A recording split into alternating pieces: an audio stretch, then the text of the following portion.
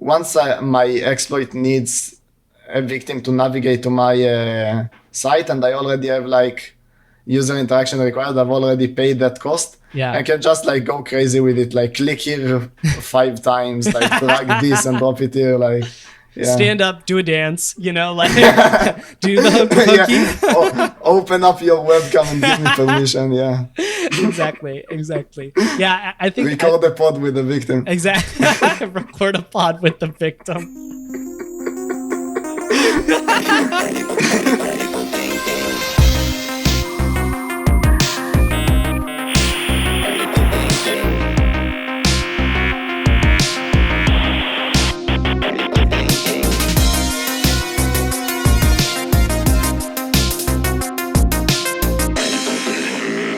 Hey guys, real quick, I just wanted to tell you about our sponsor, ThreatLocker. Now wait, before you hit the skip forward button, let me just say this. Most of the stuff that holds my attention nowadays is red team stuff as well. But I sat down with the ThreatLocker team this past week to do a demo of their EDR software, and it was super technically fascinating how this thing works. So check this out.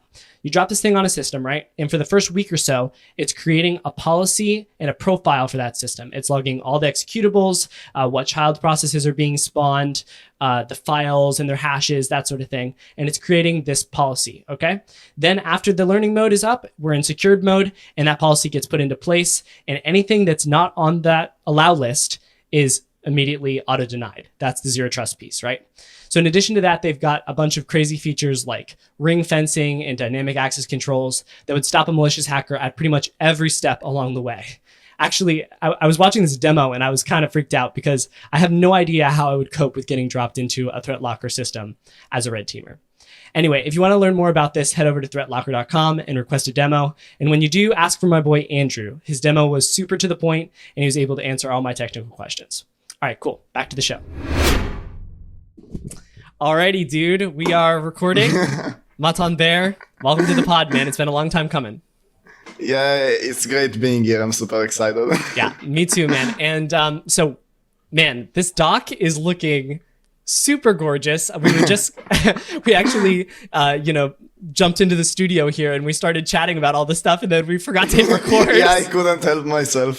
So we're gonna have to recapping it before we even started. Yeah, we're gonna have to go back and redo some of that conversation for the listeners. But okay, where to start?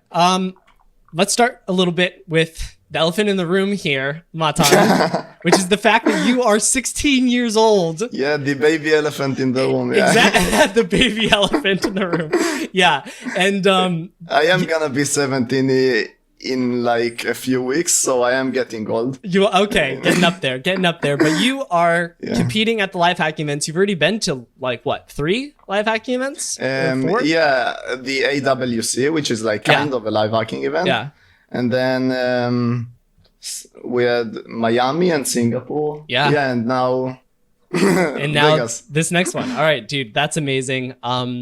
What a crazy career already at 16 years old. That's insane. Can you tell us a little bit about how that came about? Because to be honest, most people at your age are just starting to, if they're lucky, they're starting to think, oh, maybe I would like hacking, and then starting their journey, whereas you're already competing at the world stage level for this at 16. So how did you originally get into this stuff, and what kind of path did you take to ingest all of this so quickly? Yeah, so it's a great question. I'm naturally kind of, curious. So, and I used to, and I still do, watch like a lot of YouTube, and the algorithm knows that I'm pretty, nerd sniperable. So it kind of throws a lot of stuff at me, trying to see if I can go down some rabbit hole.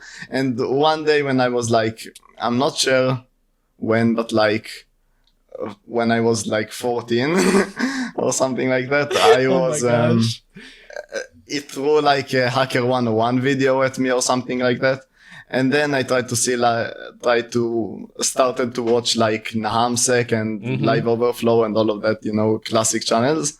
And I set myself a goal of like, I want to find the bug by the end of the summer or something unrealistic like that. And maybe it is realistic if you like getting into it and, you know, investing a lot of time, but like for a kid, it's not really realistic. Right. And then I like started to do some labs, and I think it was like still when I was 14 or maybe 15, I'm not sure. Like I don't really have great memory of Your the details. timeline But is not developed Yeah. yet. That's hilarious. So when you say labs, were you working on like the Portswigger labs or what kind of stuff? the Portswigger Labs on the Web Academy is still a great resource. Yeah. The first thing I recommend them. And actually, I see a lot of people like, not a lot of people, but when I hear Portswigger Lab mentioned, it's usually more like the XSS labs and the SQL injection labs or whatever, but they actually have a really good set of DOM XSS labs, which is what I specifically recommend. And I haven't heard as much about that, so maybe it's a bit underrated. I'm not sure. Yeah, but anyways, you don't hear about that too often, but they are pretty developed because I know the team at Portswigger put a lot of time into the DOM Invader tool as well.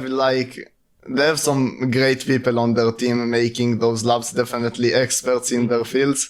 Yeah, so it's really worth it if you haven't checked out the DOM XSS labs specifically, as a great like list of things and stuff.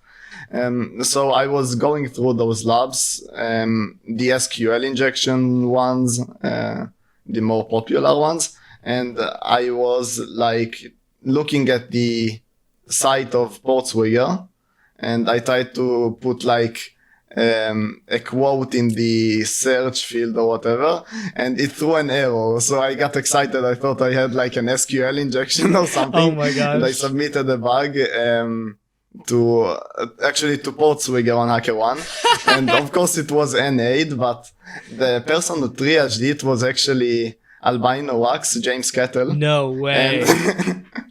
And he was super nice about it. He understood that I was like a beginner, and he actually recommended, like, I think you would love our XSS labs, our whatever. Like, he gave me, I don't know if it was like something that he pasted in there, but it was super nice. Like, instead of getting frustrated with it, like, why am I getting spammed by like these trash reports putting quotes in search fields and calling it an SQL injection.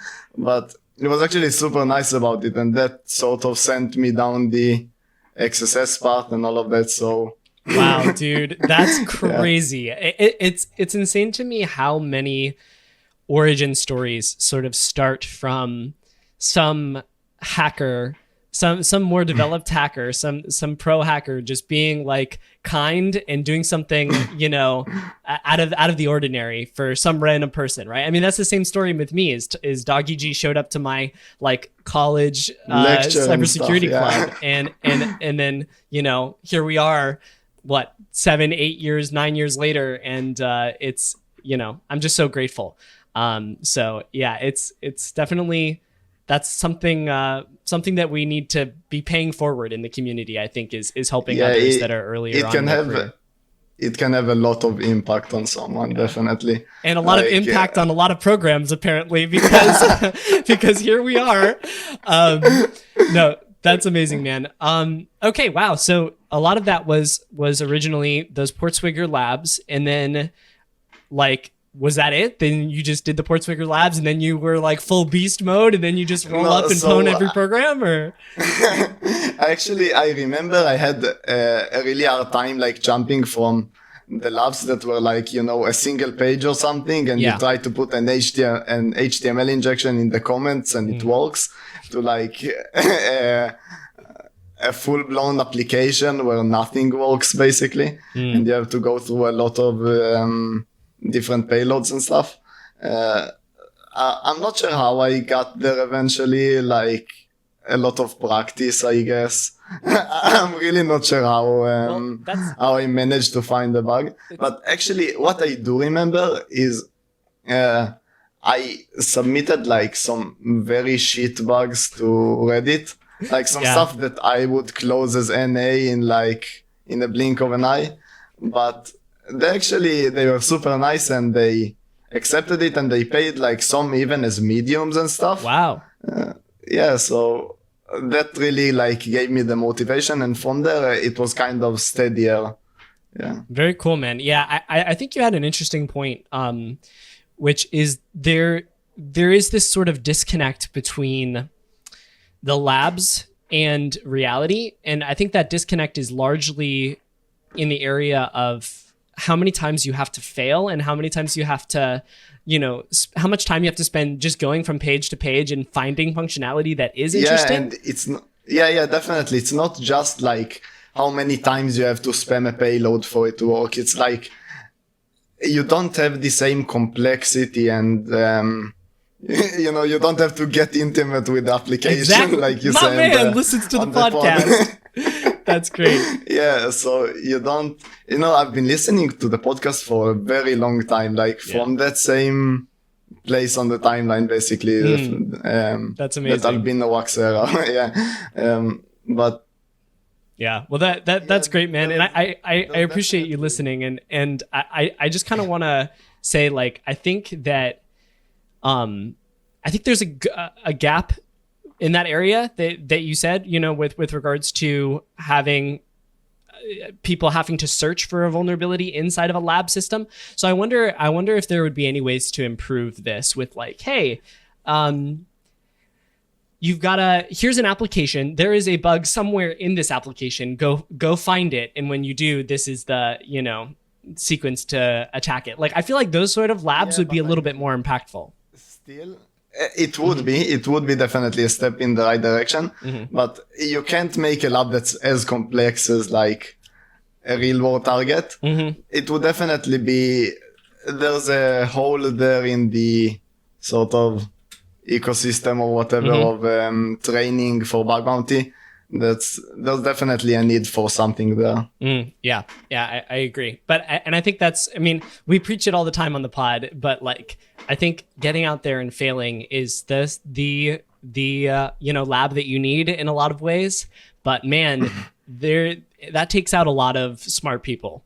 Is getting out there and how many times you have to fail before you start seeing success. Once you understand that. Once you understand that isn't really failure, because you can't logically expect for like more than say 10% of 1% to be honest. Yeah 1%. Yeah, you can't expect like a payload that you put in to work. Like if you just put a payload in and it works, you should get worried. Yeah, exactly. For the program. I wouldn't use the app if I were you. Yeah, absolutely. And I think that's an interesting statistic to throw out there. It really is more like the 1% number, guys, listeners out there. Like if you look at the amount of replay tabs I have and how many requests I've inspected and how much code I've read, 1% or less of attack vectors are actually resulting in a bug. So one of the first things I told to one of the people I'm mentoring right now was, go and look at 500 HTTP requests and try to write down what each one is doing. And after you get to those 500 reps, you're going to be at a much better spot. That's a great tip. Yeah. All right. So that's a little bit about the history. So you started doing labs, you started getting out there, you started failing until you got a couple nice little wins on Reddit. Yeah, though I will mention that this isn't like what I would recommend for a beginner to do now. There are some great resources that you could like supplement the Portswigger labs with, because there is some stuff that's missing. Yeah, there's one, I don't really remember what it's called. I think Beyond XSS. It's a series by, I think, Huli, right? Beyond. That is an amazing great series. I love that. I love that list of write-ups, and I actually I've used one of those pages in like a few days ago on a real-world target, a hardened real-world target. So it's useful. Yeah, absolutely. We shouted out that resource a couple weeks ago on the pod, and that was the first time I'd ever seen it, like a couple weeks ago. Oh, really? And I was like, this is amazing. And so definitely check that out if anybody is looking for additional information on XSS stuff, because I think the fact that MatanBer says this is an amazing resource on client-side stuff should be more than enough for you to check that out. Yeah, there's like, it's not only about XSS there, of course, like that's kind of the point of the series. Beyond XSS. There are some, yeah, there are some like, here you start to get into more like puzzly territory, because with XSS it's sort of the more straightforward of the client-side bugs, where you have like JavaScript execution and then it's kind of game over. Right. But you start to get into the more like gadgety stuff, like I have a CSPT, what can I do with it? Yeah. So it's a great introduction to that aspect of client-side hacking, which is, I think, the most fun aspect, and it's the most unique. You tend to get less dupes doing that sort of hacking. Yeah, absolutely. So you said, your favorite is client-side stuff. Why do you think that is? What is it about client-side stuff that draws you to it? I think it's just the flexibility there. The things you can do with client-side hacking are crazy. Like, I get some chains sometimes with like, I sent you one a few days ago because I was so excited about it, or maybe a few weeks, but with like 13 steps of what the attacker site does, and opening the windows and stuff, and setting cookies and clearing them. And you can't do that same, you can't play the same way with the application when you're looking at server side stuff. It's way more fun. It is. There's a lot more capabilities, and I think because of that, it's a lot more chainable. But I think also the nature of it being, white box, that you have the source code, that you can see everything that's going on. I think that does a lot more than I realized in the beginning of my career, because when you look at some of these more complex exploits, I'm just thinking particularly of a couple bugs that Shubs has shared with me. Yeah, I was gonna mention Shubs. Yeah. It's just like, he can do the same thing on the server side. And his whole team in general. Yeah. It's stunning. And so I think in situations like that, having white box, having the code and being able to introspect into it is massive as well. But man, that chainable aspect of it is just it's so fun. It's so easy to debug, and it's super interactive. Yeah. That's the aspect I love. It's like you have the debugger and the UI all in the same place, and you can like in real time input a line and see how it changes things. It's great. It is. And with that, actually, one of the top requested things for this episode was talking about DevTools and general client-side hacking tips. And I'm looking right now at two sections that I have mega highlighted for the things that I am most excited about. And those two sections, the whole section is just highlighted, which is great. So talk to us a little bit about DevTools and what kind of stuff you use in there that you think most hackers should know about when approaching a client-side target. Yeah, so DevTools is definitely way more robust than you initially think. It does have a few limitations, especially if you try to use it as an HTTP proxy. I wouldn't recommend that. Talking from experience, because sometimes I don't want to wait for burp to load. But it does have some great features that I'd recommend checking out. So if you're not entirely familiar with DevTools, the first thing I'd recommend you to do is go into the settings. There's a little gearbox there under the three dots or whatever. And it has a ton of different checkboxes and stuff, and you can enable like beta features, and it's very, very useful. You have like a CSP violations tab, a whole bunch of stuff that you don't see like out of the box. And once you're done like messing around with those settings and stuff, there are some tricks, like some very quick and dirty tricks that I like to use while testing with DevTools. So if I'm trying to like modify some piece of code in order to test something or whatever, I usually don't want to start setting up a match and replace rule for it. And also don't want to use the override feature, because it tends to be a little hard and it messes up. That's been my experience as well. Yeah, and it's like it has a few issues because sometimes, the integrity attribute or, yeah. So you can have on a script, you can have an integrity attribute that checks the checksum or the hash of the script. You could also have that in like a CSP or something. And if you change it, like change the actual file with DevTools override, then it's gonna change the checksum of it and the app will misbehave because it's not gonna be valid anymore. So what I do is I set a breakpoint, and with DevTools, there's actually a few different types of breakpoints, which is interesting. There's the regular like blue breakpoint that will just break whenever it gets executed. But there's also one that's orange, a conditional breakpoint. And you can put just like a statement there or a piece of code in the breakpoint when you sort of edit it. And it will execute that code. If that code returns true, then it's gonna break there. If it returns false, it's not gonna break. So if I want to like override something for like a quick check or something, I set like a breakpoint there and I edit it and I just write out the code that I want to inject there. And I do like a semicolon and write false at the end, so it doesn't use it as a breakpoint. And it's super quick. It's like, wow, what the heck? That's a genius technique. What the heck, Matan? Why didn't you tell me about this before, dude? Because I wanted to save your reaction for the pod. What? We're farming content, yeah.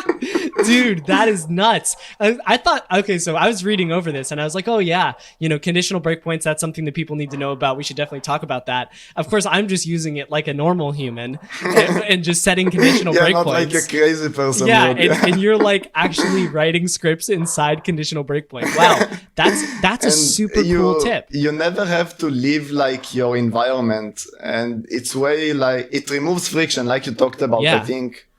Maybe last week or something on the pod about removing friction when you're testing, and it's super valuable for that. Wow, dude. Trick. That's nuts. That is so exciting actually, because what I'm often doing is I'm using match and replace to actually overwrite parts of the JavaScript, right? And so like what I'm thinking of a target that I'm working on right now, and there's a JavaScript function that says like, oh, is this feature turned on? And I'm like, okay, well, what if you just always returned true? Like that would be really helpful. Then every feature would be turned on instead of me having to like, match and replace this whole long list of feature flags. So I do that, but then you're absolutely right. Sometimes there's integrity checks and that sort of thing. For that specific use case, I would still use a match and replace because the log points and stuff, or I'm getting ahead of myself, the conditional breakpoints are only executed if the DevTools is open. It's the same with overrides and stuff. So if you just want to test the app, like the features and stuff, match and replace is the way to go. But if you're looking at the JavaScript and you want to quickly change something, it's way quicker and way easier to do it with by misusing a conditional breakpoint. Very cool. But I think it's also important to shout out the conditional breakpoint actual functionality, Matan, which is that you can do a conditional breakpoint, right? You can write a JavaScript statement which will, if it evaluates to true, it will trigger, and if it doesn't, then it will not trigger. So this is really helpful. Definitely. What I sometimes do with it when I'm trying to look at like some message listener, I put like a breakpoint on the message listener, and sometimes, like usually, you would get a ton of different messages from like browser extensions or from like the regular app and stuff. So I just like put a conditional breakpoint, and I will do like E or whatever the name of the event variable is, dot like ASDF or something. And then only if it has a truthy ASDF property, it will break. So and then in all of my testing messages, I include like ASDF. And then you don't have to keep pressing that like little play button over and over again. That's great, man. Yeah, that definitely reduces friction and increases the efficiency of your testing, which like we said before, I mean, it just has cascading effects. It continues. You think it's just a little small thing. Oh, I just got to press, play a couple times here, but it allows your brain to to not think about that anymore. And even more importantly, you will feel less resistance before you do the action. So if I'm like trying to test something and I know that I'm gonna have to press like forward 10 times, I'm gonna be less likely to actually do it. So that's a great point. It's not only in the moment.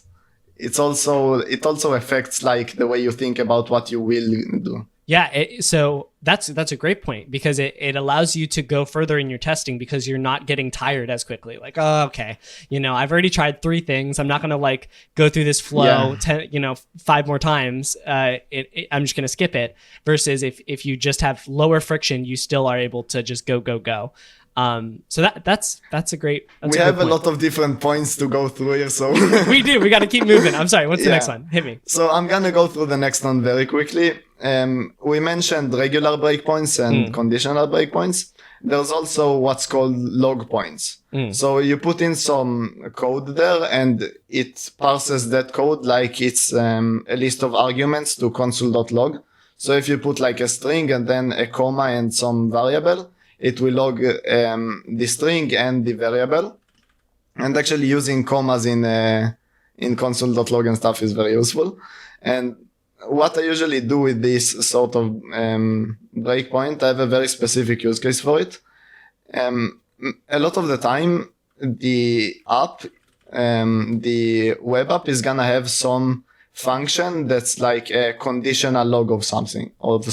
So they will have some like logging library, and they will check, like sometimes they do it with local storage or whatever, they will check if debug mode is enabled. So instead of going in and like checking how they're checking whether debug is enabled and then overriding it or something, I just set a log point in the function that logs stuff. And that log point will just log the arguments of the function. So if they have like a function called debug or whatever, that's checking whether debug mode is enabled, and if it is, it's gonna log something. My log point is just gonna log it anyways. So then you get a bit more visibility into what's going on. Dude, I did not know this existed. and let me tell you, so it might be a new feature because I didn't know about it too until recently. Yeah, so I'm looking at this, and what's odd about this, so here's how you do this, guys. In the DevTools, they've got the little line, row or whatever on the left-hand side. I think it's called the gutter technically, and you click over there and it sets a breakpoint, right? Well, don't left click, right click instead, and you'll see add log point. You can right click. Wait, what have you been doing? I've been clicking on it, then clicking on the side panel, edit condition, and then you can change the type log of it. point. But right click is way more useful. Oh, very interesting. So the reason I never knew that this existed is what I always do is I click to add the breakpoint, right? And then I right click on the breakpoint to hit edit breakpoint and then set conditional breakpoint. But actually, if you right click after a breakpoint's already set, it won't show you the option for a log point. It'll only show you the option for breakpoint. So instead of left clicking the first time, don't you have a little drop down there? I do, but up at the top, I do have that, but I never saw that before. So what I'm going to do now though is instead of right clicking or left click, I'm going to right click and hit add log point, and that will just add the log point on there. Wow, I did not even. Yeah, it's hard to teach me stuff about DevTools because I kind of live there, but I just learned a new trick. That's crazy, man. This is super helpful. So we can just do, and then you said this input here is just essentially console.log at that specific point in the code. Yeah, right? And it's not just console.log for a specific object. It like passes a list of objects, so you can put like commas there or something. Oh, that's great. That is helpful. That is super helpful. And then I don't have to do the breakpoint and then go to console and then type console.log. I can just log it. That's super helpful, man. Wow. Very cool. All right. What else we got on here? Yeah. Another one that is like very useful. I've actually done this pretty recently. You can, sometimes it's very useful when the app opens a new window or a pop-up or something to know what specifically it's doing, like what arguments it's passing to window.open. Because there is some stuff you actually talked about. I don't remember when, but if the name of the window is guessable, there are some tricks you can do there. If you're within the same tab group as that window, you could like hijack it. I haven't done it, but like, dude, I've done it. I'll show you a report afterwards. It feels so good, man. Like when the user clicks a button or whatever, and there's just no pop up, and then it's like in your other window in the iframe. It's just I love it. Window hijacking is such a cool. I see what you mean. So you make it like open because they're doing like window.open and then passing like the target or the name. The name, yeah. And if there's already such a window in like an iframe on your page in the same tab group, it's gonna open it there. Right. And then you control that iframe then, right? So you can redirect the source of it. And if it's like implicitly trusting that relationship with a post message, or if it's what like I thought you were doing was like letting it open it normally, and then on your tab running window.open with some attacker controlled URL and then the name. Yeah, that's also but possible. I'm gonna let you finish up. No. That's also possible, but it's better when they don't even see the pop-up, right? It just goes into your iframe and then you can redirect it. And so, one of the bugs that I've seen before is it'll like the user will click a button for auth and it'll like, you can hijack that window and put it into your iframe, and then you can respond with your auth in there, and then maybe it'll do some action with your auth code, right? So then you can snag information that's now attached to your account instead of attached to the victim's account. Yeah, that's very cool. It's super you fun. You log in CSRFing them with exactly. That's fun.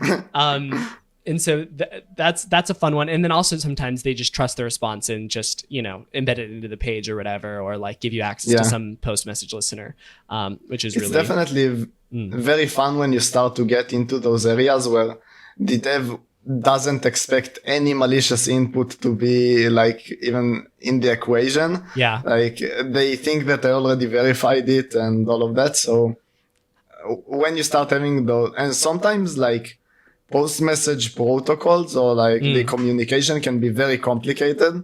Like they're building a whole protocol on top of post messages, and when the developer doesn't expect an attacker to be there, that can be like very fun to exploit. Very, very impactful indeed. I wonder what you're talking about right now, Matan. I wonder. Maybe you'll see a show and tell. Maybe you'll see a show and tell in a few weeks. Yeah. Sounds like a very similar situation to one that I'm kind of familiar with right now.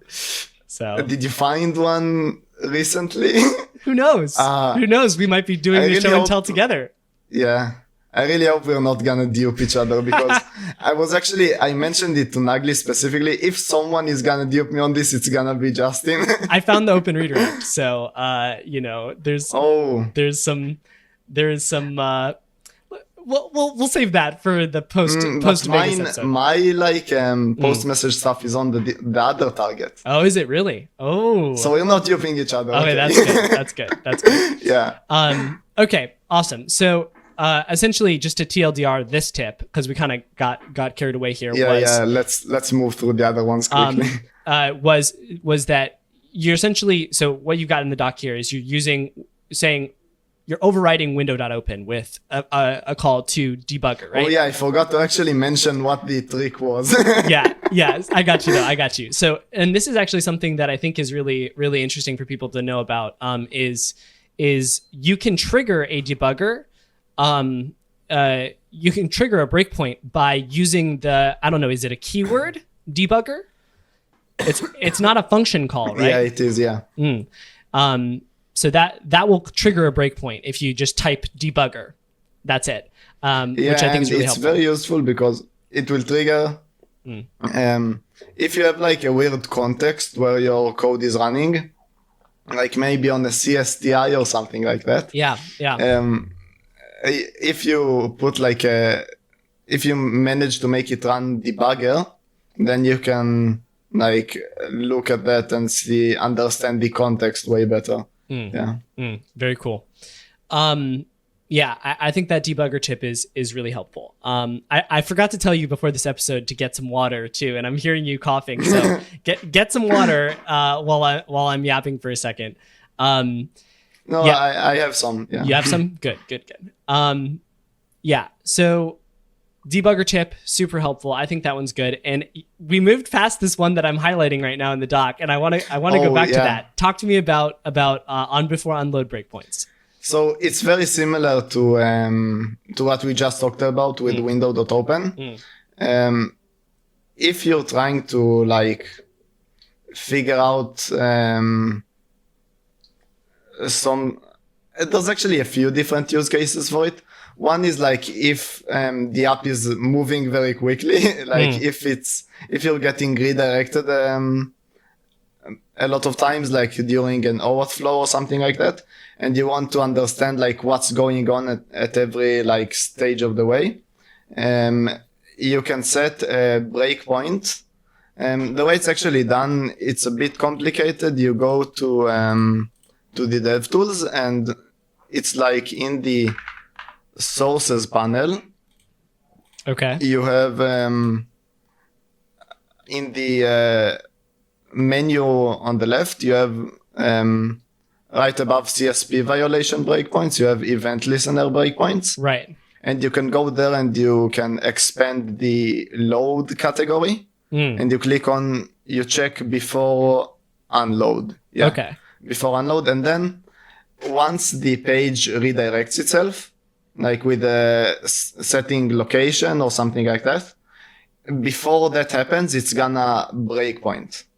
It's gonna break on DevTools, and then you can see how are they redirecting, what's happening on the page, and it slows down, and it's you can actually understand what's going on. Yeah, that's one of the worst things is when you try to go to this page and it's got some weird functionality on it, but it just keeps freaking redirecting away, and you can't actually get DevTools to open properly and do stuff. So this will be super helpful for that. And I sometimes go ahead. Yeah, sometimes it's even more annoying. It has a timeout of 5 seconds or something. Yeah, and then you try to really quickly go through the code in 5 seconds and save it or something. Right. Have you, so I told a friend about this recently and he didn't know and he was freaking out, but did you know that you can spam escape on a page that is redirecting and it will cancel the redirect?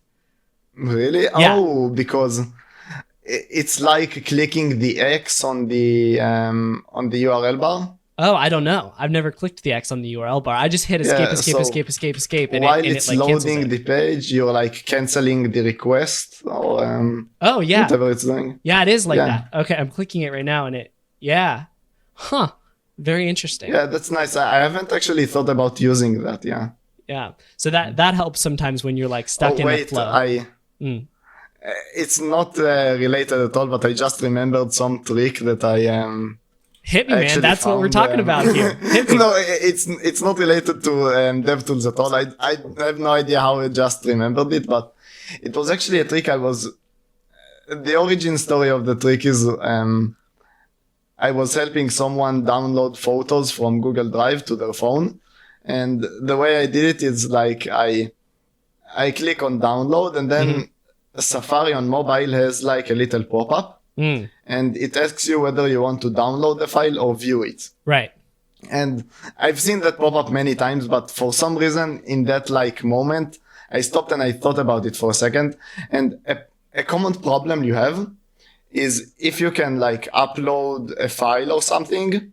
No way, Matan. Are you kidding me? Can you do this with an SVG? It's not as crazy as you might think, but if you can upload a file somewhere, but that file has a content disposition header. If you try to make a user navigate to it to trigger an XSS or something, it will not work. It will download it. Right. And what I realized is if Safari asks you whether you want to view or download it, will it ask you if you like have an HTML file or something? So apparently what happened is Safari thought about that, like the developers have thought about that scenario. And for most content types, it will ask you whether you want to view it or download it. But there's a blacklist of which ones it doesn't allow you to click on view. But there is one specific content type that I did find. I don't remember which it is. What do you mean you don't remember which it is? I have it on my Matan! on my chat with. I have it on my chat with Johan. I sent it to him. With Johan, I will check it. Go get that right now because I need that. It doesn't trigger XSS. It will let you inject HTML, but for some reason it doesn't run JavaScript. It's super weird. Oh, that sounds but super still, whack.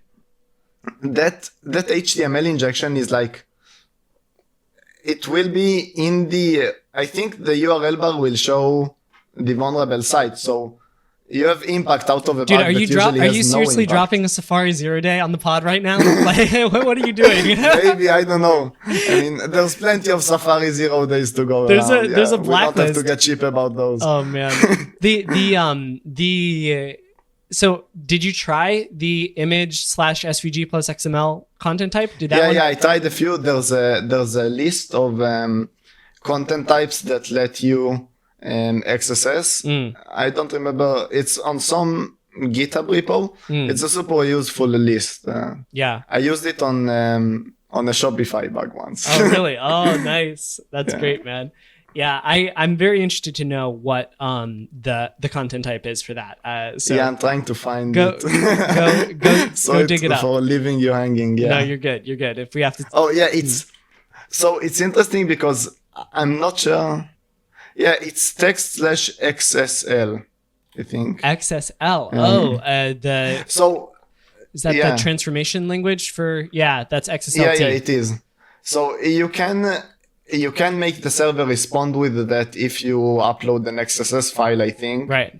I'm not sure because I haven't actually tested it, but I think if you would upload an .xsl file, it would respond with that. And the most weird thing about that whole functionality is if you don't specify the content disposition header and you put an XSS payload in there, it will trigger and it will XSS. But if you specify the content disposition header and then pick view, it won't run the JavaScript. Really? And it won't even let you iframe stuff or anything. But it will run some sort of sandbox HTML in there. Yeah, it will let you like embed images and stuff. I haven't checked forums, which is interesting. Forms would be interesting. Iframes would be interesting, and like objects iframes embeds would be interesting. But it's definitely like CSS noteworthy. Yeah. CSS not maybe, really interesting. I don't know, but like you don't have anything to leak. Yeah, that's interesting. Maybe it would help you fish someone though. Maybe if it gets concatenated with a document, like maybe you have like a maybe there's data. Maybe if you have like an injection into but then you wouldn't be able to specify the extension of that file. That's true. That's true. But I wonder if password managers would autofill it. I wonder if it's like considered same origin. That would be a sick attack scenario. Password manager autofills it and then you leak it with CSS injection. Oh my gosh. CSS injection. Yeah. That would be crazy. My gosh. Wow. So we just took like on live, we just took a bug class that's like completely ignored. Nobody talks about it. Oh man. And that's great. And I mean, the funny thing is, Johan, it was like, he found a bug like this and usually you like auto ignore it. But for some reason he asked me like, do you have any crazy trick for it? And I was like, I was downloading images one day. As you do. Yeah. As every good story starts. Also, I don't remember. I don't know why I didn't add that to the doc, but I'm glad I remembered it. Me too. Okay, dude, we are only four bullets in. We got to move. Okay, what's this next one? How much time? I have a hard stop in an hour an hour 30. So Oh I think wow, we don't have any time. yeah, I think we're good. But yeah, let's keep moving. What is this next one here? Oh, this is a good one. Yeah, so yeah, it's just it's a section of the DevTools side panel that you have to know. I use it all the time. It's the call stack section. So if you know VS Code, it has this very useful feature where if you like control click on something and you jump somewhere, you can use Alt and the arrows, or like you go forward and backwards in history on the browser. You can use it to go back to where you jumped from. But in the DevTools, which is actually a feature that I really miss, you can't do that. So you tend to get lost if you like you're reading some part of the code and you have a breakpoint somewhere and it triggers and you like try to look for a string somewhere and you start to jump around the code to different sections. It's very easy to get lost.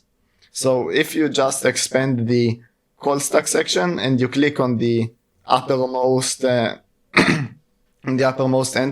it will just jump to where your current breakpoint is. Yeah. That is super helpful. I use that all the time. And actually, while you were saying it, I was thinking, man, I think there was a way to jump back and forth in DevTools. I would love to know that, yeah. Yeah, I'm looking at it right now. I found it at one point, I thought. Where was it? There's so much obscure functionality in there. There DevTools. is. I'm scrolling through the shortcuts tab right now. I can't find it right now, but I want to say that Is there a shortcuts tab? Yeah, there is. Yeah, so if you go to the settings, the little more tools, and then all the way down at the bottom on the left hand side, there's like preferences, workspace, experiments, whatever, and then shortcuts. So I think there's some stuff in there that allows you to navigate through, but I can't figure out which one it is now. So we'll have to go back to that afterwards and see if we can. Oh yeah, there it is right there. It's I think control. That might not be it. Control like open square bracket and control close square bracket. But we'll go back and we'll figure that out afterwards. But I'm pretty sure there is a way to do that. And if there's not, holy moly, someone needs to do that. So it says jump to next editing location and jump to previous editing location. What is it's it? Alt minus and Alt plus. That's right. Alt minus, Alt plus. I'm not sure if plus means holding shift, but yeah. Yeah. Let's see. Let me see if it. Editing location though, I'm not really editing things. Yeah, it does work. Wow. Yeah, it does. That's Check super that out. useful. Man, I hope you would have told me that earlier. Yeah. These sort of things are super nice and allow you to feel a lot more comfortable in your tools. Maybe if you can rebind it, I can maybe just use the VS Code rebinds. Yeah. I think that'll be really good. While you were talking about all these things, I wanted to shout out one more breakpoint that's kind of interesting, which is the XHR and fetch breakpoints. Have you seen those before or no? I mean, I've seen that it exists. I haven't looked into it. This is helpful tried to use it. When you're trying to figure out what piece of JS code originated a request. You can set that breakpoint, and it's in that same panel on the right hand side. There's an easier way to do that though. The initiators, is that what you're talking about? Yeah. In the network tab. Yeah. I think that is helpful, and it's very nice to see the call stack when you have like a specific initiator for a specific request or whatever. I think the breakpoint is also really helpful because then you get to jump back and forth between that call stack, like you were just mentioning, and you can go through. Yeah, I've definitely had times where I like went to the initiators and then set a breakpoint. So this is just an easier way to do it. Yeah, exactly, just like that. But that initiators thing is really helpful. Okay, hold on. I'm sorry. One more thing before I bulldoze your podcast, Matan. But I wanted to shout out a technique that you actually taught me, which was that I didn't know that you could go to the application tab in DevTools and click Oh, on yeah. frames down at the very bottom, and it'll show you the various frames that you have. And on that And the CSP. on that page, there's the CSP, which is super helpful, and you don't have to Yeah, like syntax copy it. highlighted and everything. Yeah. You don't have to like copy it into CSP Evaluate or anything. It's just like there, highlighted, broken out, nice and easy to read. Yeah, I forgot to mention it. It's good that you remember that. Yeah. Yeah, no, that's really good. So should we move on to this section? Yes, let's do it. Okay, so DevTools and general testing tricks done. Now we've got general client-side hacking tips. Hit us with the goodness, Matan. Yeah, so these are just like some very general tips. I usually don't like very general tips because they can feel less actionable. But with my style of hacking, it's very... What I do is very target specific. So kind of the only tips I can give are pretty general, except for like tricks and shout out like we just did with with the content type little piece there. But some of these tips are more applicable to beginners and some just like general good tips. So what I would recommend is, and this is a pitfall that is for people that are kind of newer to client-side hacking, I think that this would be a pretty common pitfall. Don't just like dive into the JS. You have minified JavaScript for a big application can be so huge. Super intimidating. It's super overwhelming, and you can't, maybe some people can do it, but you can't just start reading it and actually understand what it does. What you can do, and this is way more productive, and it's a way to only read the code that is interesting. What you have to do is utilize as much dynamic analysis as you can. So this means like whether it's installing DOM logger, which is a way to do dynamic analysis, or using breakpoints, or like all of the most of the tips we just gave are like applicable to dynamic analysis. Like if there's a window.open and you're trying to understand that functionality, instead of trying to read the whole JS code like you would with the source code or something and trying to figure out where they're opening that window, set a breakpoint on window.open or something like that. So utilize as much dynamic analysis as you can.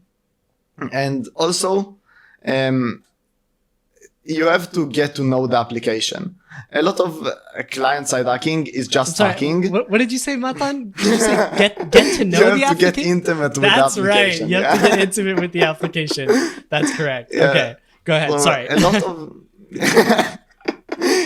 A lot of client-side hacking is just hacking. And I think for me, it's like maybe a lot of my time is spent looking at the JS code, but a lot of it is just like spent looking through menus, trying to see which functionality seems like interesting to me out of instinct or something like that. So don't just like dive into the JS and try to find like sources and sinks and all of that just from reading the JS. Or try to get to know the application. And it also, what it allows you to do, if you actually know the application well, you need to have you can have less powerful primitives and keep the same impact. So what I'm trying to say is, say you have some application and you've studied the overflow of it very well, and you know that you can somehow get the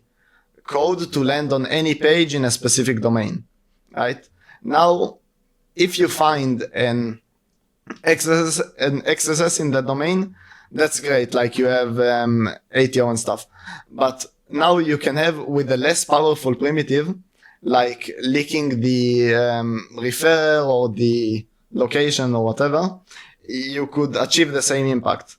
And now by just getting to know the application and looking into that flow, which is, there was no reading JavaScript involved in that. You just saved yourself a lot of time and Yeah. made your life way easier. Yeah, and your eyes aren't for getting bleeding ATOs. because you've been staring at minified JavaScript for hours. There is one hacker that I know that just reads JavaScript like a book. And I can't do it. and I just like, it's the most insane thing I've ever seen in my life. But I really like that tip. I'm gonna wrap that up for the listeners. Taking dynamic analysis and using that to inform your static analysis, right? Like understanding what pieces of code are running via dynamic analysis, and then going back and looking at the surrounding code in the call stack and that sort of thing can really help you narrow down what pieces of code are interesting and what is just the endless fluff that gets thrown into all of these like web-packed monstrosities that we have nowadays. That's really key. I think I'm way more lenient towards dynamic analysis than you might expect. Like 99% of my time reading JavaScript is just like looking into setting breakpoints, looking at the values of the different variables and all of that, just like pure dynamic. Yeah. You mentioned DOM Logger++. We just recently did a masterclass on DOM Logger++ in the Critical Thinkers exclusive tier on Discord. You've been using that tool for a little while, right? Yeah, I've watched the recording of that masterclass because I couldn't make it to the actual class, but it was great. Yeah, it's very useful. So how are you using that tool, and what kind of sources and sinks are you detecting on? Yeah, so I'm not using it to the full potential. Me neither. At all. Like, I have been using, I haven't known about all of the different stuff you can do with it, with like, especially events and stuff. There's some very interesting stuff you can do there surrounding events. But what I've been using it for is just like query parameters. For analysis of messages and stuff, I use post message logger, and for analysis of like which URL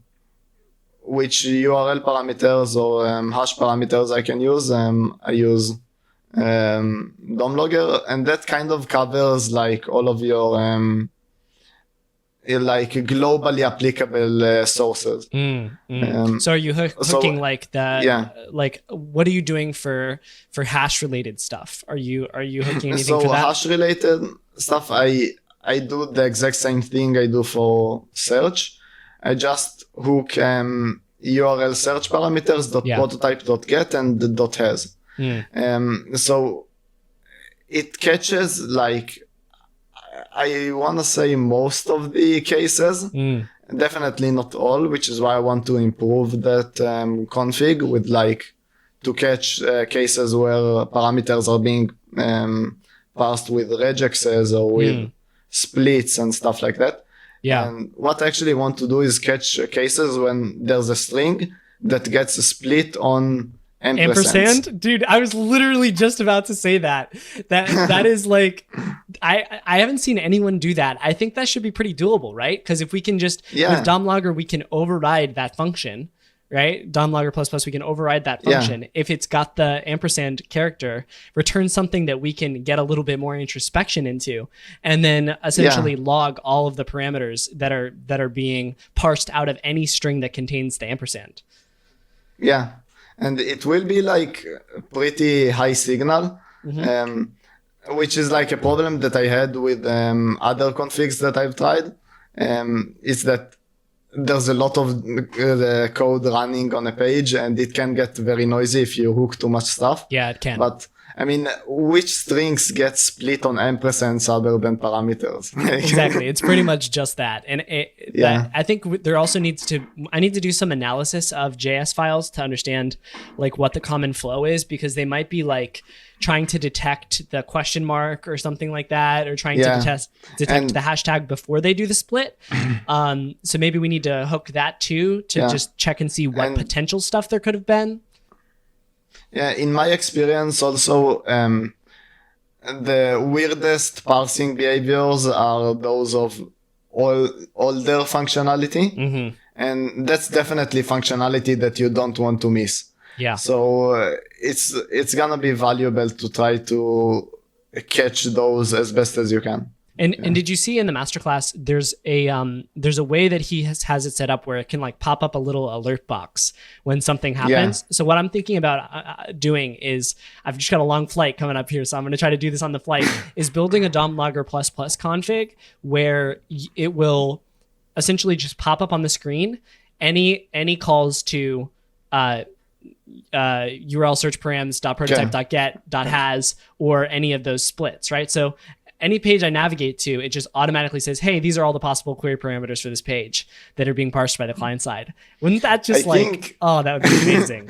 I think alerts would be a bit too spammy. I do it with like a number, like that says how many it found, like sort of like with post message logger, and then I check the DevTools to see which they found. Nice. So we definitely should get through this way faster. Oh my gosh, we're spending dude. a ton of time on each one. Dang it, we're gonna have to come back and do another episode. I don't think we're gonna get to the extension hacking stuff. I don't think so either. We'll do another one. Maybe we can record one live in Vegas. That would be fun.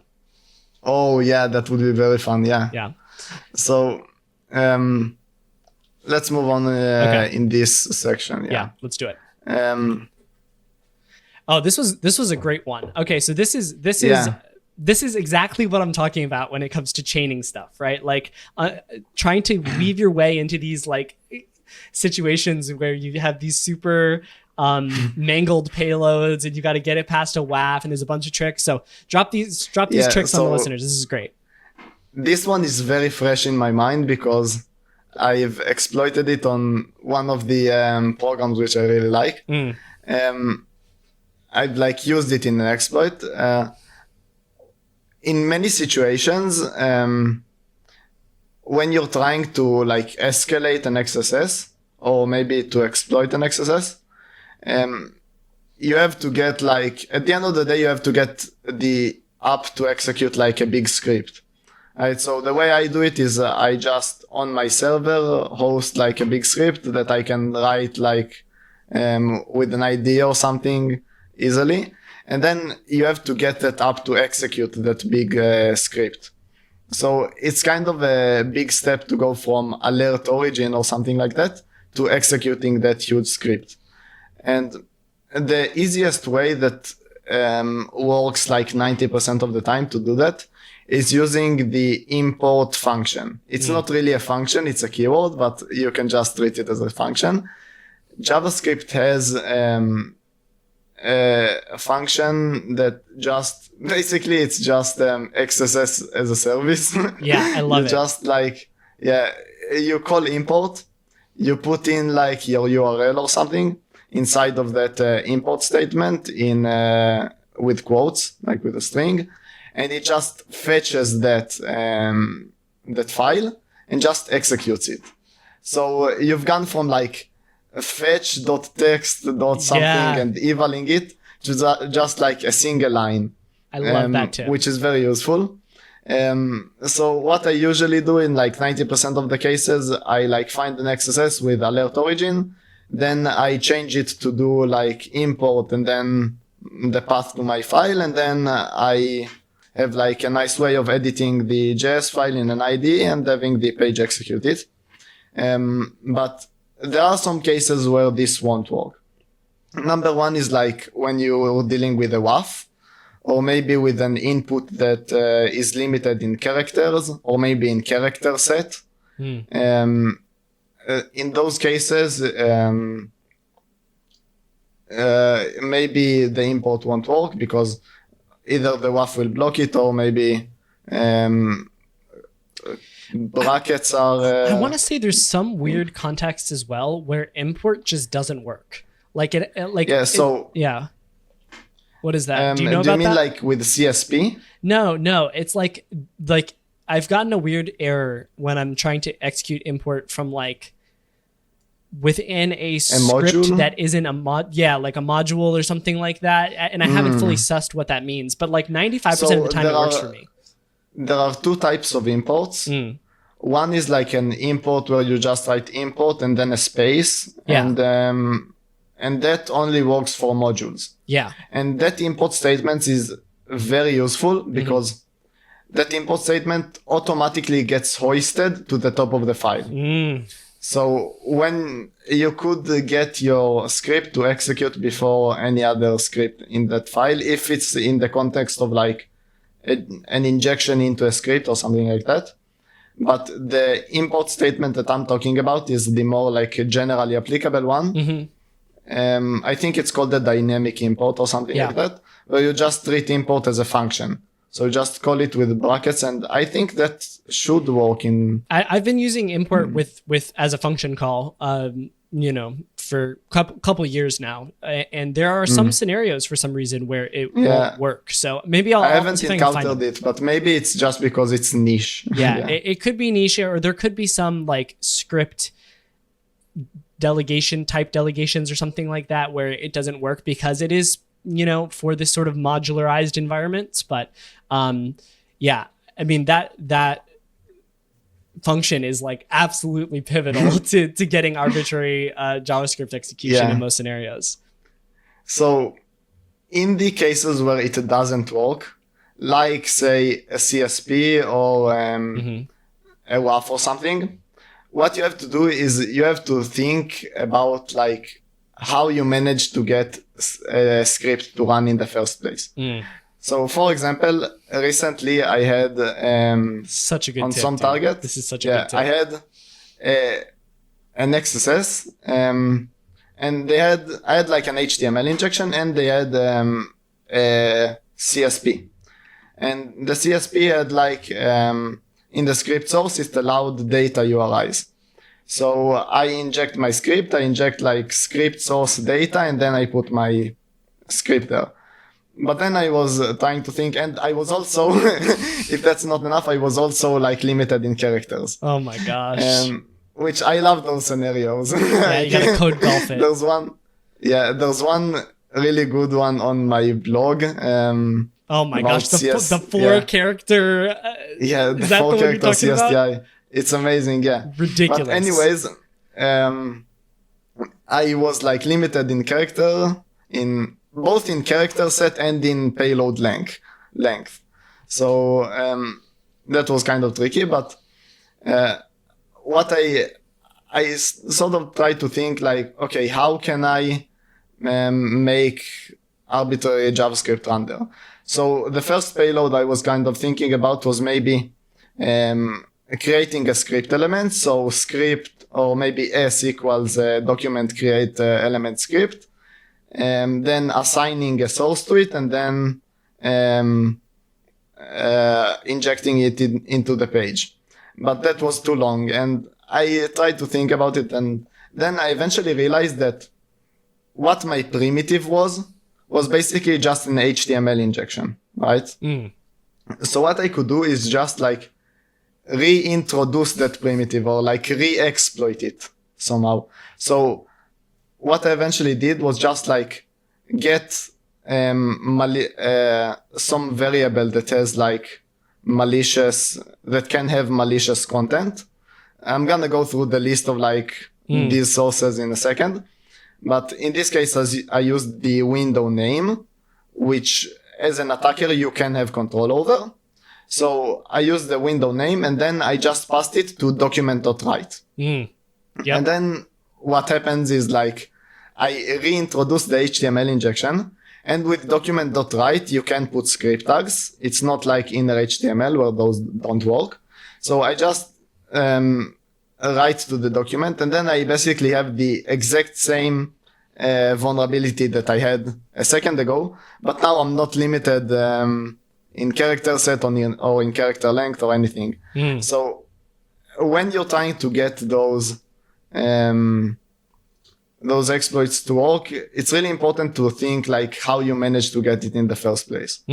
So for example, if you maybe got it through a JavaScript URI, then you can do like open and then put a JavaScript URI in there. Like you should think on a low level, like how you manage to get XSS to work there. And in terms of like the sources for where you could get malicious input from, there are a few options. Like I mentioned, you can use the name of the current window. And the way you set it from as an attacker, you either, in your malicious site, you either change the window.name and then redirect the window, and the window.name will stay constant after the redirect. Or you can open the vulnerable page, and in the window.open call, the second argument, you can put a payload there and it will be its window name.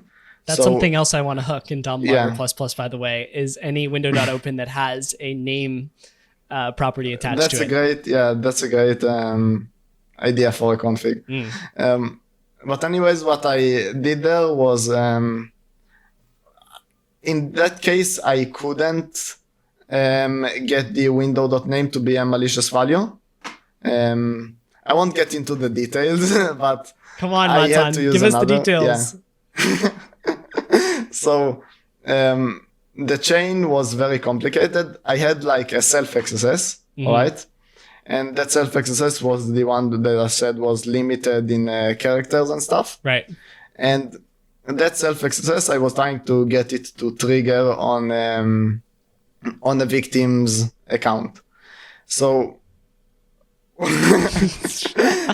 have no idea how I'm gonna put it into like a podcast format. Welcome to my world, dude. It is so hard. Like I'm a year and a half into this, more even into running this podcast, and I still have such a hard time taking these complex, convoluted chains and exploits and like just talking through them, even though it's like what I live and breathe every single day. Yeah. I'm gonna try it though, because it's very interesting. Okay, hold on. Let me go get my chair. Hey guys, real quick, I just wanted to give a shout to the Hacker Content team. They have been absolutely killing it the past couple months, taking the content from the podcast and condensing it down into consumable social media posts, whether it be shorts or text posts or whatever. They've been rocking it. So I just wanted to give them a shout out and let you know that they do all sorts of cybersecurity content as well as social media management. They do technical blogs. They do comprehensive social media management. So if your organization could benefit from any of those types of services, make sure you head over to hackercontent.com, drop them a line, and mention the podcast when you do to get your first month of cybersecurity content marketing services for free. All right, that's it. Let's get back to the pod. All right, so all right, we're back. Story time with Matan here. I'm excited. So yeah, give it a shot, man. It is hard to put some of these things into words, but I'm gonna open the list of steps I sent you. Okay. About that specific bug. Well, you know which one I'm talking about. I do know right? the one you're talking about. I'll mention this though. Here is what the tip that he had in the doc on this. While you're pulling that up, Matan. Yeah. He's listing here a bunch of ways to smuggle in your payloads into this XSS environment. You've got window.name, you've got opener.name, you've got opener.opener.name, right? There's a chain of all these things you can do. I'm actually gonna go through them real quick, so we don't have to come back from a tangent. Yeah. So each one of those different ways to smuggle input has like its pros and cons. So the classic one is like name, which is a super short payload, like 4 characters. Yeah. And the window.name has basically no length limit, and you can put any character in there.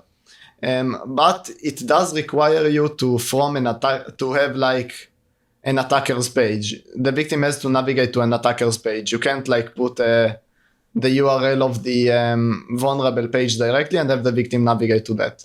So that's the con that specific way has. And you could also, if you need more inputs, you could do opener.name and opener.opener.name, which the attacker would have control over. And the other one, which I listed here, there are a few. You can add with a very short payload a message listener to the page that you have code execution in. So you can just write on message equals, and then some variable name like e, and then do an arrow, so like an equals greater than, and then the code that you put there will have access to like an e variable that the data of which has like malicious input. There are 2 cons to that payload, while it doesn't have a length limit or character limit, a char set limit to the input you can inject, it does require you to have a greater sign symbol, and you need to have an attacker's page to exploit it. And the other one, which is useful, is location. So if you have control over the location, which you do in most cases, you can just use location. You don't even have to use like location.hash or anything, just location, because it contains the hash, obviously. And that will not have a length limit, because the hash of a URL has absolutely no length limit. You can put as much stuff there as you want. Wow, that's crazy. But it does have a char set limit. If you've ever, like me, tried to exploit some piece of code that does like document.write location.href, you'll know that the browser automatically encodes. So annoying, dude. Absolutely infuriating. Any like greater sign symbols, it encodes it. So if you want to use the location as a source of malicious input, you'll have to pass it into decode URI component if you want no char set limitation. Or you could use unescape, which is a deprecated function that does basically the same thing. Really? It's shorter. And is way shorter. Yeah. Huh. That's what I ended up using on the exploit, which we're going to talk about in a second. And the last one, which is like a lengthy payload.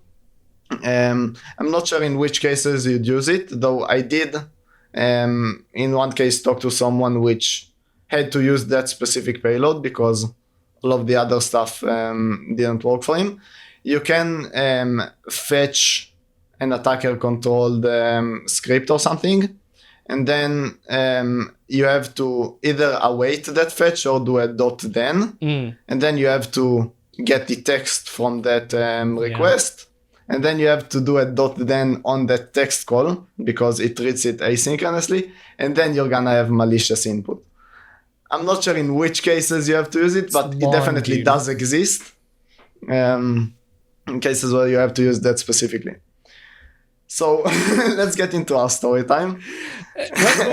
Let's do that. I want to add one more thing about this fetch thing now. I actually did end up using a payload very similar to this the other day. And the situation was that the CSP had a script source on it that included unsafe eval or whatever.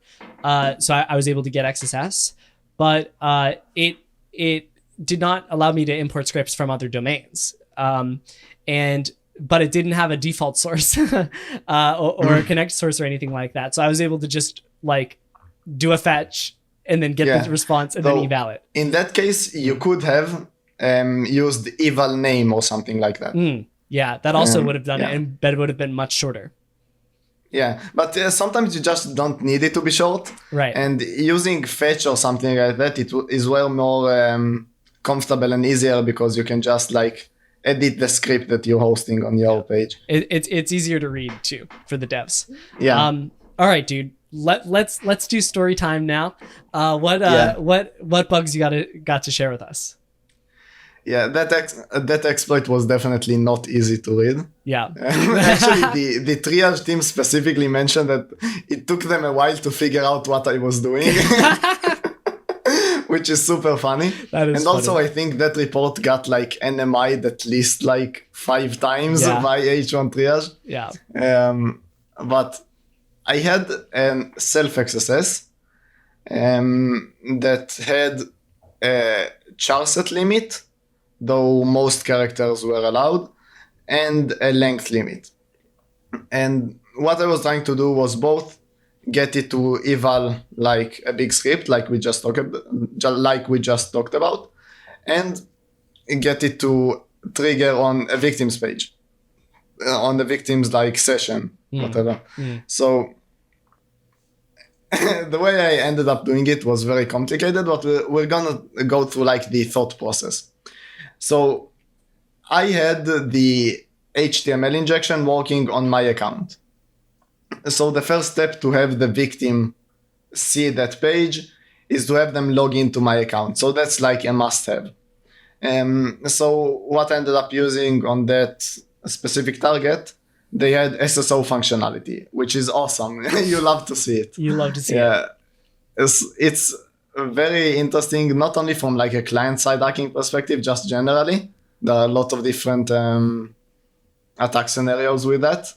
And you can use it just like as a CSRF, login CSRF by design.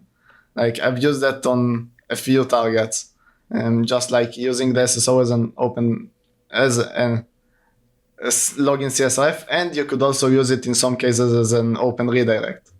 But anyways, so the first step of the attack was to use the SSO to log in the victim to your account, and then you redirect them to the page where we have XSS, and that the XSS would trigger, which is already great, but we don't like have access to their session because it triggers on the attacker session.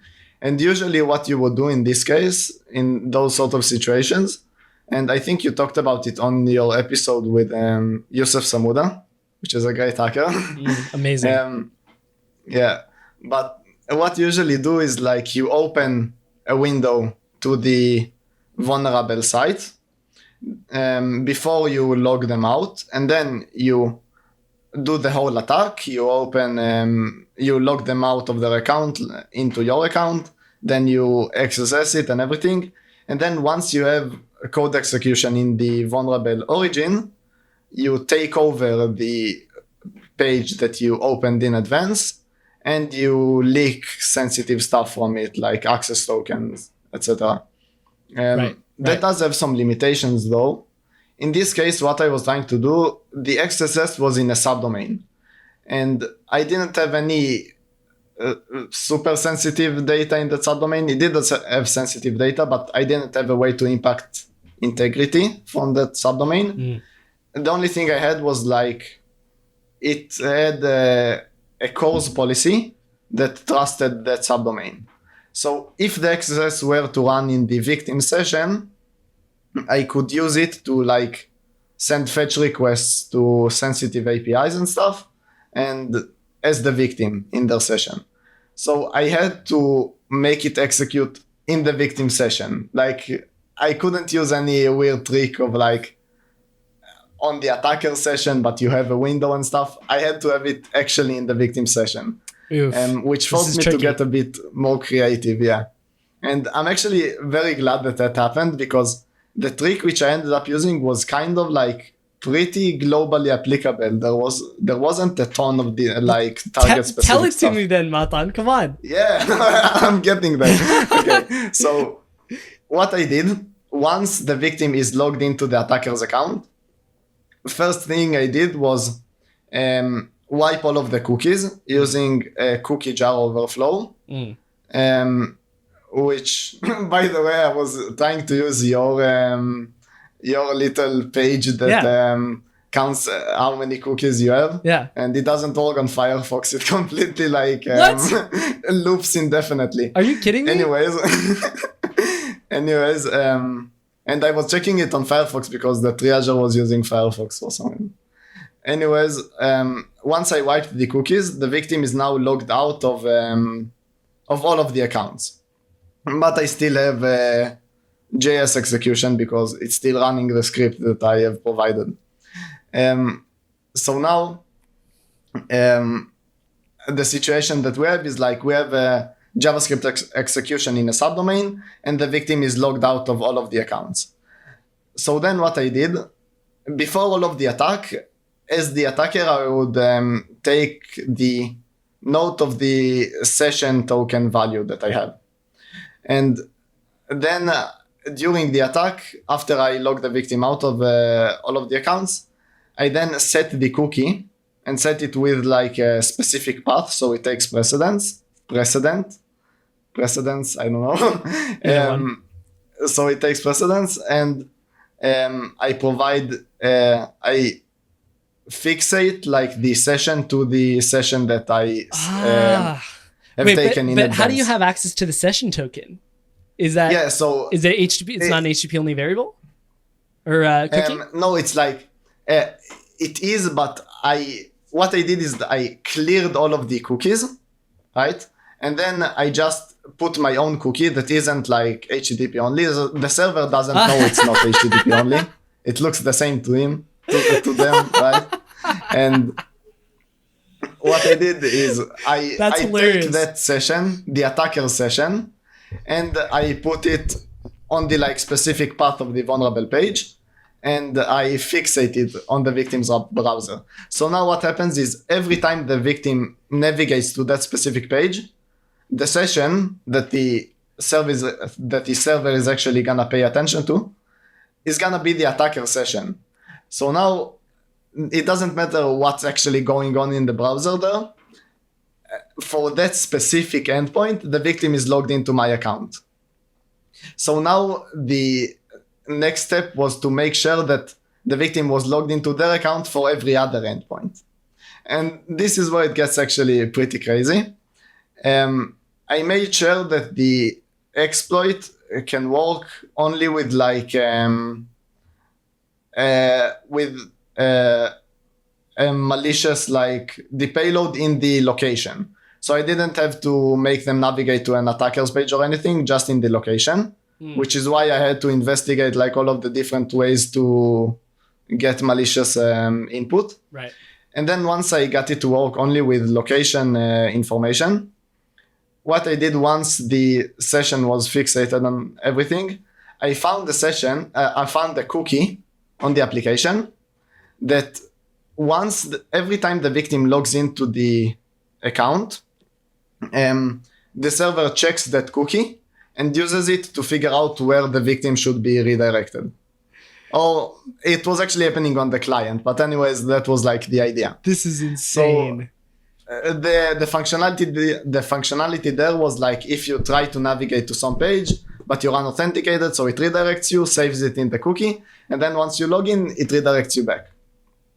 So how I abused this cookie, it didn't allow any origin, but it allowed like origins of the, it allowed like redirection to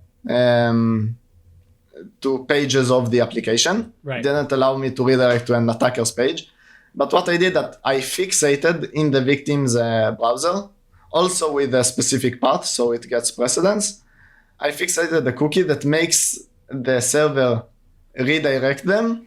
The next time they log in, it makes the server redirect them to the vulnerable page, and it also puts the payload in the hash of the page. So now the whole attack flow, I'm gonna go through it from the beginning because it's hard to keep it all in mind. The victim is in their is peacefully using the application with their with their account. Now they navigate to the malicious page. The malicious page, actually in an iframe, I didn't even have to do a window.open or anything, logs them into the attacker's account. Now it redirects them to the vulnerable page where they get XSS. That vulnerable page logs them out of the attacker's account by clearing all of the cookies with a cookie jar overflow. And then it fixates the attacker's session for this specific vulnerable page. And it also fixates the redirect cookie. And then the page just redirects the victim to example.com or anything. Now the victim forgets that the attack even happened. After like a few days or something, I made sure that the cookies would last up to like 5 years or something.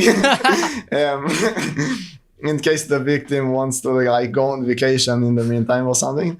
The next time the victim tries to use the application, they don't have any session cookies. And this is actually the reason why I made sure to clear all the cookies, so they won't like be logged into an attacker's account all of a sudden. Right. So now they get redirected to the login page. And then they log into their account. But now instead of getting redirected back to where they came from, the cookie that we have set takes precedence, and the server actually tells them that they should now be redirected after logging in to the vulnerable page with a payload in the URL. So now they get redirected back to the vulnerable page, and that page specifically in that page, they are logged in as the attacker. Because in that page, we have fixated the cookie. So for that specific page and that specific page only, the cookie that would take precedence is the attacker's session cookie. So now the situation that we have a little bubble, the vulnerable page, where the victim is logged into the attacker's account and can see the self-XSS and everything. And in every other page, they're logged into their account. And now I can fully exploit the course misconfiguration and interact with the APIs as the victim. That's it. Matan, that is disgusting. That is an amazing vulnerability, dude. And Holy I mean, crap. That's like a brand new way. So, okay, hold up for a second. They gave me like a 4K bonus, which was really great. I imagine they would. So that's like a whole new way to exploit. And I found that whole chain in like a few days. Oh my gosh, or self-XSS. Okay, so you need a couple gadgets. You need the ability to redirect somebody after they log in. With the cookies, yeah. And then that's it. Yeah. And Wow, a way that's to very log common. in CSRF. A way to log in CSRF, Yes. but that you already have to exploit the self-XSS. Wow, dude. So yeah. That's The only really additional creative. gadget. Okay, let me just repeat it back to you one more time so I can make sure I got it. Yeah. Okay, so you got the login CSRF to self-XSS. You use the self-XSS to clear all the cookies and set a redirect cookie, right? That has the payload in it. The user then goes to log in with their browser primed for this whole thing. It automatically redirects them. Oh no, you fixate the attacker's session also with the path variable that takes precedent. And then when they go to log in, they get redirected to that page because of the redirect cookie. On that page, they are logged in as the attacker because of the path limitations. Yeah, now you have just regular XSS. And now you just have regular XSS. Holy crap, dude, that's amazing. Yeah, and I mean, that gadget is super common. Like you see it all the time, like putting a path or even like some session code or something in the redirect cookie. So the server knows where to redirect you. Or even like a local storage variable oftentimes is used as local well. storage is also something that you, as the attacker, but only if it's like same origin. But anyways, as the attacker, you could like set and forget basically. Yeah, or if you can find a gadget to inject it into the local storage situation, that would be really cool too. Wow, dude, that's an amazing technique. I'm really glad you shared that. That is a very high value share. That, man, path. I'm not sure I'm glad I shared that. Yeah. But yeah. The path attribute, man, on cookies is so powerful. Yeah, that it's is clutch. And also the domain, the fact that you could set like cookies for domains that you shouldn't have access to. Like, super powerful. Wow, dude. Yeah, you're absolutely right. We are not going to get through anything in this doc today. Okay, so we're gonna move all of the browser extension hacking stuff to a different day, I think. And we're just going to focus on, for this episode, we're going to focus on the rest of your reports that you've got here. And then maybe we'll do some brainstorming about. Yeah, there's some very interesting stuff there. Yeah. Okay. So that was sick. What other ones you got, man? Like keep on hitting. Give me another one. Do it again. Yeah, so I'm already running out of breath, but yeah. Do you want to do this one or maybe another do that one? That one's great. Yeah, it's not simple, but we can do it, yeah. All right, so what I had there, this is a bug that sort of combines OAuth with cache deception, which is something that you don't really see together very often. This was actually in a live hacking event, so it was very fun to find. And I didn't actually get a show and tell for that one. I got a show and tell for a more boring bug. But what happened there? There was an OAuth flow that let you, in the redirect URI, you could put, it checked whether the redirect URI had a certain prefix, but which is like the domain that they trust, and then a specific path where they expect the callback to happen.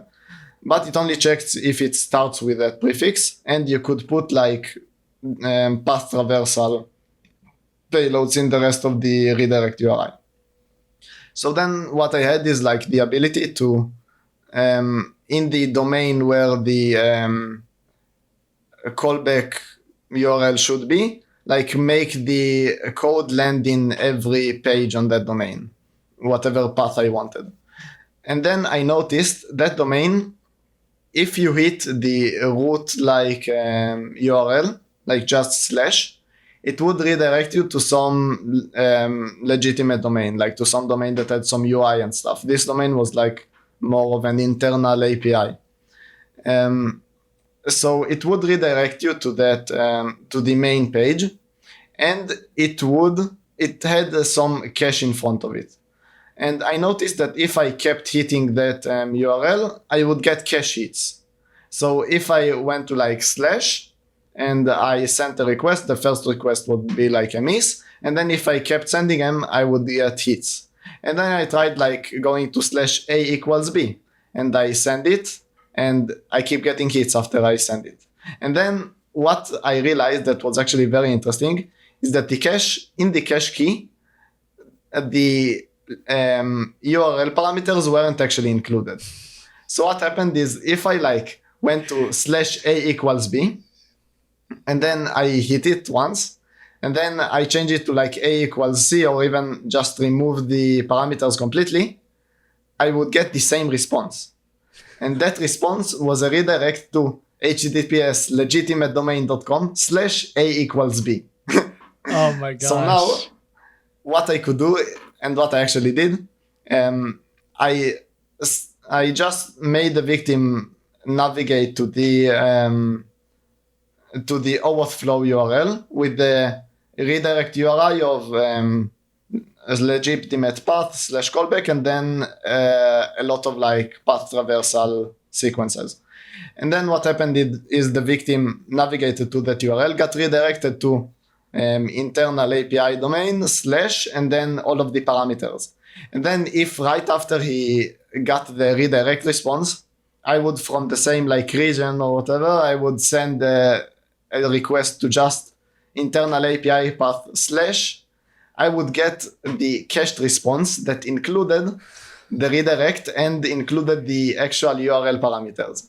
Now I could just lick the code and ATO them. Dude, that is such an uncommon situation. I've never seen a scenario where the cache key doesn't include the query parameter, but the response contains the query parameter that you put in the, like, what? And that's so weird. I mean, the cache should always include the search. If you were to put like a cache buster on some specific endpoint, you would put it in like the location search, the search parameters. I have no idea why the cache didn't include that, but I mean. So what you would do is you'd craft a scenario where it would launch an OAuth flow, hit the path traversal, hit this internal or this like, API domain where it has the weird caching, and then maybe hit a path that's like a unique ID or something like that. And then have the user's authorization code or whatever attached to that.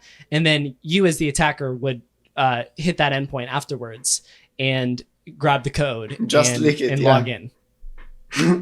Oh my god. Yeah, and I mean, the backlash is called cache deception, but I didn't have to do any deception in this case. You just cached it for me. Hey man, would you mind caching this? Don't include the query parameters. It's fine. Just how it is. That's great, man. That's so funny. Wow, dude. I think this is a really good example of how you use chains really effectively, right? Is because you're noticing all of these little niche caveats in these various primitives that you have across the scope. And then you say, okay, this primitive allows me to leak query parameters. And then you find a way to land those query parameters on the. Actually, so let me ask you this: which one of those did you find first? Did you find the path traversal or the query param caching? I found the path traversal first, and then I tried to look for ways to leak it from that domain. Okay. And that domain, it didn't have any functionality, like except or barely any functionality except that callback URL. But Yeah. I mean, sometimes the functionality that you forget even exists, like a cache and the redirect. Yeah, any functionality except for this overeager cache. Like I can cache that. I Yeah. can you want me to cache that for you? That's hilarious. That's hilarious. Wow, dude. Okay, very cool. And I'm wondering, did you find this path traversal and then end up on this domain, and then did you search until you found this primitive to allow you to leak the query parameters, or did you like move on to other things and that sort of thing? I kind of just stumbled upon it pretty quickly, which was like pretty lucky. And I never like run, I didn't run like any cache deception tools, or I don't even know if those tools exist, but like I didn't run any tools on it. I was just trying to check if there was any weird behavior there. And I stumbled upon it pretty quickly because it was like, other than the callback URL, it was the only other URL I found that actually did something. Wow, dude, that's nuts. What a crazy one. Let's move from there. Let's go to this 673 one, and then we can talk a little bit about I'm glad you skipped the other one, because that one is complicated. Yeah, I'll mark that one for next time. I'm not going to let you get off the hook without that. But it was just disclosed. It's a bug on GitLab that has to do with VSCode. I'm gonna try to make it sound as boring as possible, so you don't get sorry that we missed it. But it has been disclosed on GitLab now, so if you have to check it out as soon as possible, you can do that. Okay, and which in the issue tracker, there's two report numbers. Which report number is it? And the one that got disclosed is the one that I wrote the CVE for. Okay, gotcha. But the report isn't actually disclosed on HackerOne. I asked them to disclose it, but they didn't do it yet. Okay. But you can just, the web VSCode XSS is a link. I linked it to the GitLab issue, so you can put it in the description. We'll put that in the notes, the one that the bug explanation that we're skipping, so that you can go and read that. All right, tell me about this. So this is exactly what we were talking about earlier, actually, with DOM logger + hooking the URL search params prototype.get, right? Yeah. So it was an issue in like a big company, which shows you like the mistakes that some companies can make. It was, and I'm actually surprised that nobody else found it, but I was just looking through some, and it wasn't even a very weird endpoint. It was like an endpoint that gets visited all the time, like one of the main endpoints of the main app. And I just looked through the DOM logger logs, and I hooked like the exact same thing we talked about, like the URL search params prototype get and has, just to see which parameters they're trying to see. And there was just a parameter named dev. So, of course, I tried to look into that. Very interesting. And and what that parameter was doing, it accepted a URL to some JSON config file. That config file had... Your heart is beating fast at this point. When you see it like loads a JSON config file, you're like, yes. Yeah, and that config file had a property of a JS file, and that JS file was loaded not in the same origin, in like some sandbox origin, but in a worker. And then they communicated with that worker and stuff, and I managed to get some target specific impact out of that communication. Very cool. But yeah, that was interesting, and it was like a free bug. Yeah, dude, I can't believe I can see here where you found that in the doc. We won't disclose it, but that's crazy, because that's got to be one of the most assessed pieces of code like out there. So wow, that really just speaks to the power as well of DOM logger ++ and how little introspection the majority of hackers have into what's happening in their browser. And I think that's one of the things that I really want to work with the community to change. And Yeah, Kevin, because dude, Kevin is carrying us all on this front. yeah, and because just so much stuff happens, like so much stuff, and you couldn't go through all of that manually if you wanted to. Right. And like it changes all the time and stuff. You couldn't go through that manually. Yeah. So it's so important then to have a built out. I mean, this is literally an essential tool, I think. And the masterclass that we did at in the pod, in the Critical Thinkers channel, it totally changed my perspective on how to use DOM-Logger++. Yeah. And I went that same day, even though I was in the middle of a live hacking event, and I wrote some config files for it because it's that impactful.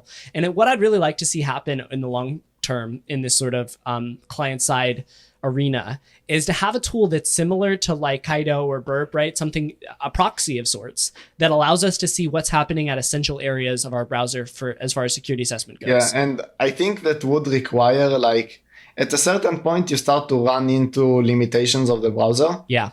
Kevin already managed to do that with his extension. I think that would require like a fork of Chromium or whatever, which can be hard to maintain. Yeah, super hard. It might be an enterprise grade product, to be perfectly honest, and I would pay for it gladly, you know. And so I think that there's definitely some and you know, DOM Invader does this to some degree, but I think there's I'd much rather have something that just lets me know what's going on rather than alerts on things. Yeah. And that's like more independent. Like, I don't like it when tools are too like monolithic. Like, locked into their environment. So having to open up Burp to open the browser to do client-side testing, and you can't turn on and off the proxy for that browser. And the Burp browser that has the what's it called? The DOM Invader. Yeah, built into it. Yeah. Extension. Yeah. Yeah, I agree. So I think we need an outside product, and it would be really cool if Google would just give us like a setting or something like that, a flag. Yeah, where we could go in and just, because we were discussing with Kevin in the masterclass, like, there's not really a way for us to overwrite document location.href and proxy that. Yeah, the like setter for that. Yeah. So I think a feature flag for that would be really, really helpful and allow, extensions or whatever to hook into that and gain introspection there. So what I wanted to do with this last little segment that we'll do here is just kind of discuss what kind of things we would want to see in that client-side heads-up display. I'm sort of envisioning. I'm kind of envisioning that's not a word. Envisioning a separate application that's linked into the browser via an extension, right?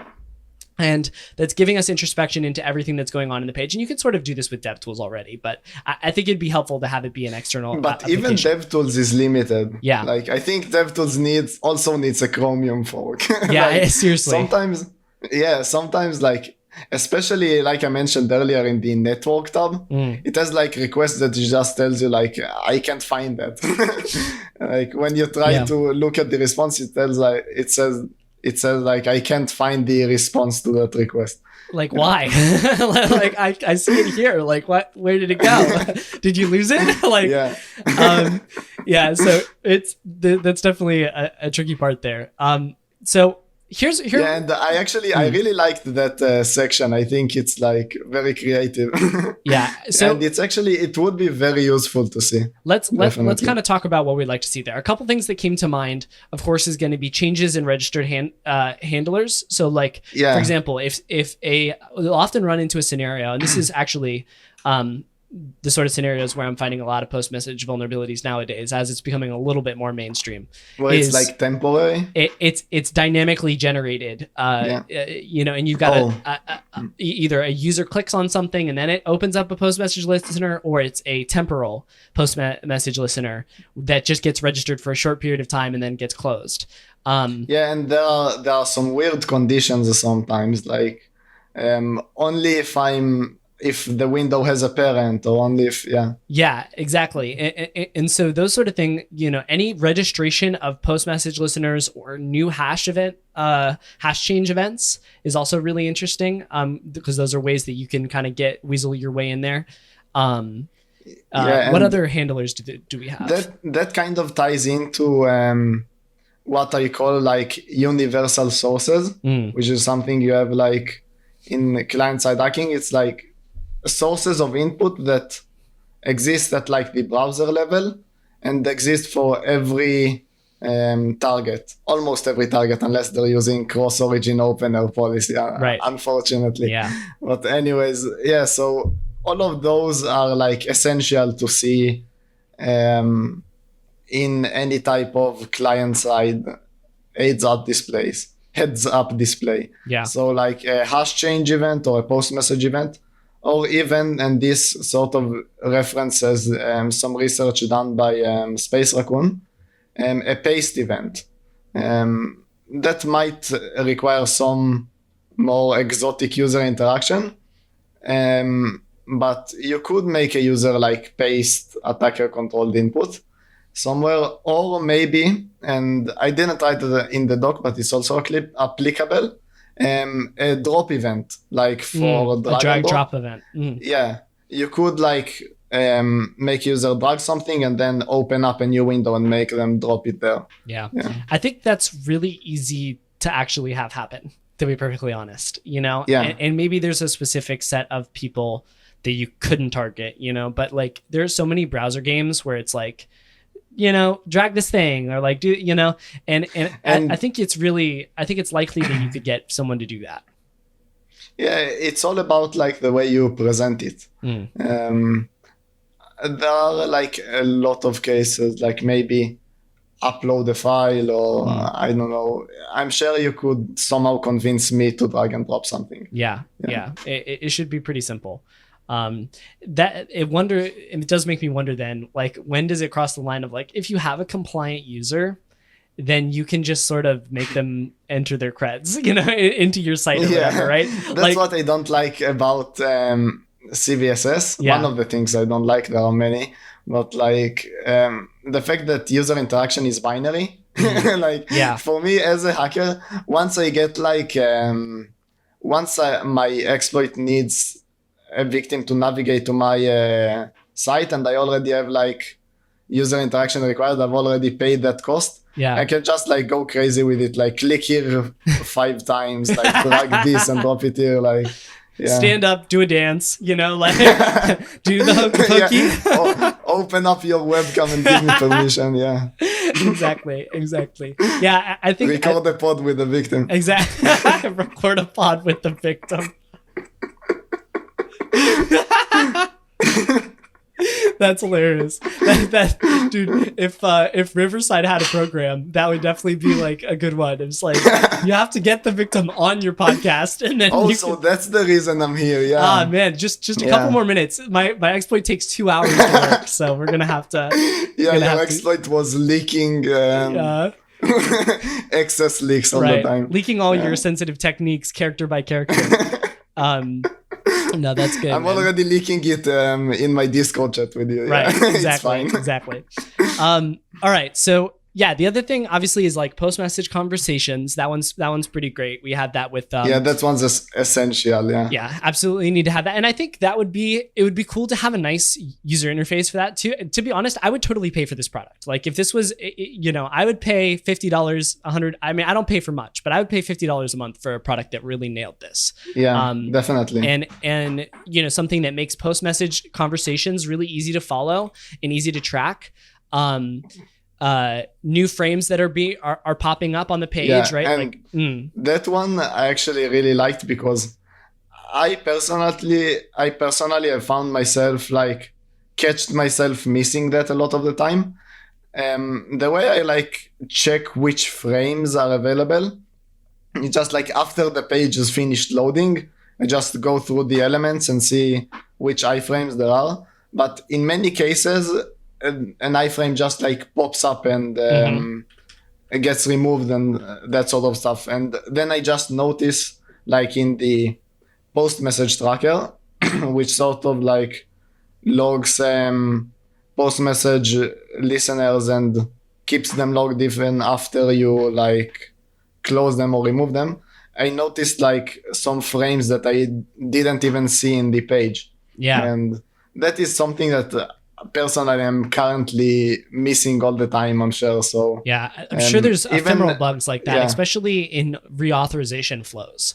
When you get to a page, you know, it's very common for them to like, let me just pop up in this iframe and do some like OAuth magic in here to like get my Yeah. session token back Yeah. out and then delete the iframe. So I think Sure. that could be pretty common. And I think also a great way to see the frames is just sources. And then on the left-hand side, you know, where you, in the page tab, you know, you have like all it logs also the frames that are removed. It doesn't log the ones that are removed, but it does allow you to show the ones. So if you have that open when you navigate to the page, you'll see it sort like of we like just said, blip open. in the application tab. Yeah. Oh, in the application, will it do it in the application tab too? Oh yeah, it Oh. will. But that doesn't include ones that were ephemerally.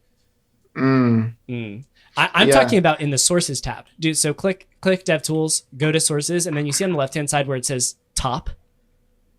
Yeah. So it will show the other frames over there as well if you have an iframe. on the And page. even ones that were like popped up and removed. No, not that. Yeah. So just normal ones. Just ones that are currently in the page. Yeah. Yeah. So if you click this So link. I just like Control F for iframe. Yeah. Yeah. Yeah. That'll do it too. So new frames. What do you think about local storage / session storage read and writes? I feel like that's a little It's bit niche, definitely but yeah. It's more niche. It's pretty rare to have gadgets that let you control it. A bit less rare to have gadgets that let you control some part of it. I actually have one. I can show it to you in in the background in the LHE scope. yeah. A certain like local storage Pollution. yeah, like a specific setting, a specific key that holds like a JSON object with some settings. Ooh. There's a listener that lets you set it. But I have been actually, it's pretty tough to see like where they're using it. So maybe this could also be implemented with maybe a DOM logger config, but it would be very noisy, like logging, which is also might be a problem with like a heads up display like that local storage gets used all the time with all sorts of different keys, and it's gonna be pretty noisy, but if you grep for like a certain key, it will be fine. Yeah, and I think also CSPT, like Tracker, the tool that we have in the Critical Thinkers Discord, you know, what that does is it looks at the, you know, the path, the query parameters, the hash or whatever, and then it traces those values into fetch requests or HR requests that are, you know, iframes that are happening as sub resources. And I think something similar could be implemented here. Unfortunately, there are some frameworks that just literally put the current page in a local storage, you know, cell or whatever. So that would be super noisy. Yeah. But like being able to trace values from like, okay, you know, this was in the hash and now it's in the local storage. I mean, that should be pretty high signal, right? From the hash. I from think the actually, parameters. yeah, I think actually the CSPT extension is maybe like one specific use case of that, you know, technique. And once you have it built out, like you have it in your CSPT extension, I think it's gonna be very valuable to like generalize it a bit, add like iframe source setters or like location things, like all of the basically the universal things, because browsers sort of they have like the universal sources, which is what we talked about, like location search, location in general, and post messages and all of that good stuff that we want to have visibility into. But they also have like global things. So if you already have the ability to trace some of these sources, maybe not all of them, because something like post messages will be very hard to trace. But if you have it built out like you have it with the extension, I think it's gonna be very interesting to start adding some other Yeah, things into them. it gets a little bit less high signal though when we do that. That's it the really definitely tricky does, part yeah. for this heads-up display. If someone were to take on this project, It's a balance. the biggest challenge would be figuring out what is high signal, and then also making sure that your users can customize the extension in the app thoroughly. So it doesn't end up like burp issues. Yeah, basically. exactly. Exactly. I didn't, Like- you said it, not me, like exactly. Yeah. But yeah, This so I think, page doesn't have a secure whatever. but it's interesting though, because James Kettle had a point when we were discussing something recently about the new character set. Char set? Yeah, the char set thing research that came out recently. I did see that logged in the burp issues. Yeah, what was that? That's actually useful. Sonar Research came out with that research on essentially being able to dynamically change the character set and convert backslashes into yen symbols. Amazing, but not as common as you would think is, because almost all pages are actually specifying the character set that's being used. But James, when we were discussing it, James kind of popped in and said, hey, Burp has been alerting on the fact that there's not a specified character set by default for like 10 years. And I was like, okay, well, that's really interesting. And that is a cool But it got lost in all of the other logged issues. But it makes you wonder, how many of these little issues can be chained together and can be furthered a little bit more and applied. Yeah, I mean, I'm sure it's not as easy as I imagine it, and I'm sure if I was a developer of Burp, I would have done a worse job. Because it's a very hard issue, and I mean, I don't judge them for it being a bit noisy. And I mean, for what it's worth, they do have some feature that let you sort by. They have severity for every issue, and they also have confidence, which I really like. I think it's good design. So. Yeah. So you might have I don't know, the scanner thinks that there's an SQLi in there, which you would be very interested in that, but it has different levels of how confident it is. So if it only saw an error message that looks similar, well, I don't know how it does it, but then you might have it be a critical issue, but have it be low confidence, which is good design. Yeah, I totally agree. I really like that design from Burp. All right, so and I think just going back to the conversation of this kind of needs its own Chrome fork. I really do think that if someone was to build this, there needs to be some way to grab introspection into window location.href or whatever, because I think that would be extremely valuable and would further the product. And sort of the reason for that is we really just want to know what inputs we have to a specific client-side path, right? And hooking URL search params is great, but URL search params hasn't been around for forever. So we really need access to window location.href custom parsing, which should be able to be done if you can apply the proxy to that actual attribute, which you can't by default in Chromium. So I don't know, maybe we need to hit up the guys at Google and be like, hey, look, can you just make this happen, please? This would be huge. So I'm currently you sort of reminded me of this with the encoding differentials research from Sonar. I saw there was one Wikipedia article, which I'm currently trying to find. We're gonna add it to the description later, but that has sort of a list. I don't think it's a comprehensive list. There weren't a lot of different charsets in there, but it's just a list of a few different charsets and the escape sequence that you can use to change into those charsets. And from my testing, all of the ones that I've tested from that article have worked. So it's definitely because the article only lists a few, maybe two, but the research can be generalized to a few more charsets if you need them for some reason. Wow, dude, that's pretty sick. If the certain application supports it or something like that, that's pretty rad. All right, dude. I just realized that I miscalculated the time that I needed to end this podcast at, and I am late to the airport. So I've got to go.